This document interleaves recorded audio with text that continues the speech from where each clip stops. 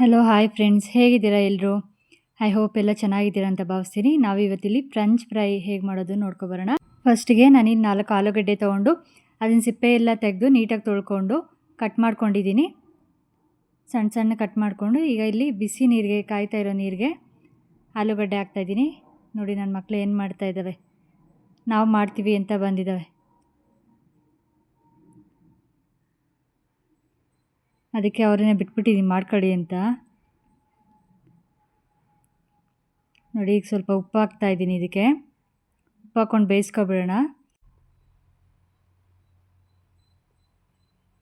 ಒಂದು 5 ನಿಮಿಷ ಬೇಯಿಸ್ಕೊಂಡ್ರೆ ಸಾಕಿದು, ತುಂಬ ಹೊತ್ತೇನು ಬೇಯಿಸೋ ಅವಶ್ಯಕತೆ ಇರೋದಿಲ್ಲ.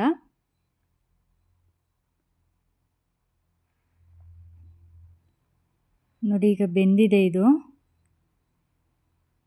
ಇಷ್ಟು ಮಾತ್ರ ಬೆಂದರೆ ಸಾಕಾಗುತ್ತೆ ನಮಗೆ. ಇದನ್ನು ಪ್ಲೇಟ್ಗೆ ಹಾಕ್ಕೊಳ್ತಾ ಇದ್ದೀನಿ ಈಗ.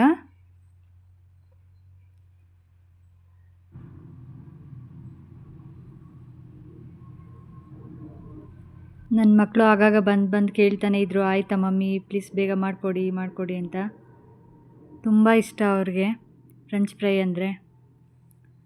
ಆಗಾಗ ಮಾಡ್ತಾನೆ ಇರ್ತೀನಿ ಮನೇಲಿ. ಮಾಡಿಕೊಡಿಲ್ಲ ಅಂದರೆ ಬಿಡೋದೇ ಇಲ್ಲ ಮಾಡಿಕೊಡೋವರೆಗೂ. ಹಾಗಾಗಿ ಆಗಾಗ ಮಾಡಿಕೊಡ್ತಾ ಇರ್ತೀನಿ. ನೀವು ಸಹ ಮನೇಲಿ ಮಕ್ಕಳಿದ್ರೆ ಮಾಡಿಕೊಡಿ. ಈ ಎಣ್ಣೆ ಕಾಯಕ್ಕೆ ಇಟ್ಕೊಂಡಿದ್ದೆ, ಎಣ್ಣೆ ಕಾದಿದೆ. ಇದಕ್ಕೆ ನಾನು ಬೇಯಿಸ್ಕೊಂಡಿದ್ದಂತಹ ಆಲೂಗಡ್ಡೆ ಪೀಸ್ಗಳನ್ನು ಸ್ವಲ್ಪನೇ ಹಾಕ್ತಾಯಿದ್ದೀನಿ.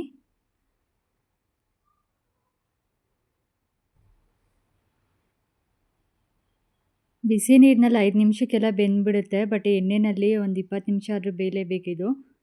ಅಲ್ಲಿವರೆಗೂ ಕಲರ್ ಚೇಂಜ್ ಆಗೋದಿಲ್ಲ. ನೋಡಿ ಈಗ ಸ್ವಲ್ಪ ಗೋಲ್ಡನ್ ಕಲರ್ಗೆ ತಿರುಗ್ತಾ ಇದೆ.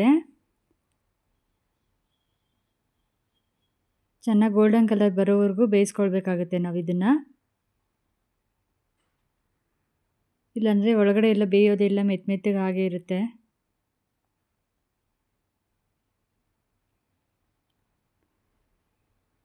ಅದು ಬೇಯ್ತಾ ನಮಗೆ ಗೊತ್ತಾಗುತ್ತೆ ಬೆಂದಿದೆಯೋ ಇಲ್ಲ ಅಂತ. ನೋಡಿ ಅದು ಎಣ್ಣೆ ಕುದಿಯೋ ಎಣ್ಣೆ ಎಲ್ಲ ಸ್ವಲ್ಪ ಬಬಲ್ಸ್ ಎಲ್ಲ ಕಡಿಮೆ ಆಗ್ತಾ ಇದೆ. ಬಬಲ್ಸ್ ಕಡಿಮೆ ಆದರೆ ಬೆಂದಿರುತ್ತೆ ಅಂತ ಅರ್ಥ.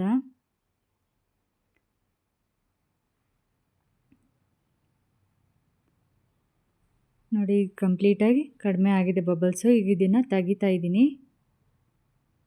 ನೋಡಿ ಈ ರೀತಿ ಬೇಯಬೇಕು.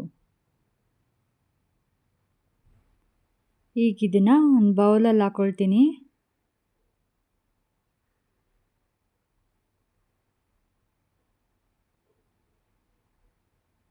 ನನ್ನ ಮಗಳ ಆಗಲೇ ಟೇಸ್ಟ್ ನೋಡೋಕೆ ಎತ್ಕೊಂಡ್ಳು. ಯಾರೆಲ್ಲ ನನ್ನ ಚಾನೆಲ್ ನೋಡ್ತಾ ಇದ್ದೀರಾ ದಯವಿಟ್ಟು ಸಬ್ಸ್ಕ್ರೈಬ್ ಆಗಿ. ಈಗ ಇದಕ್ಕೆ ಸ್ವಲ್ಪ ಉಪ್ಪು ಮತ್ತು ಖಾರದ ಪುಡಿ ಹಾಕ್ಕೊಂಡು ಮಿಕ್ಸ್ ಮಾಡಿಕೊಂಡ್ರೆ ಸಾಕು.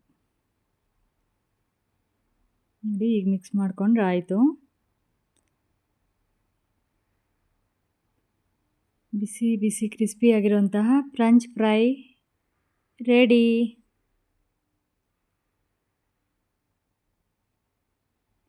ಬನ್ನಿ ಹೇಗಿದೆ ಕೇಳೋಣ.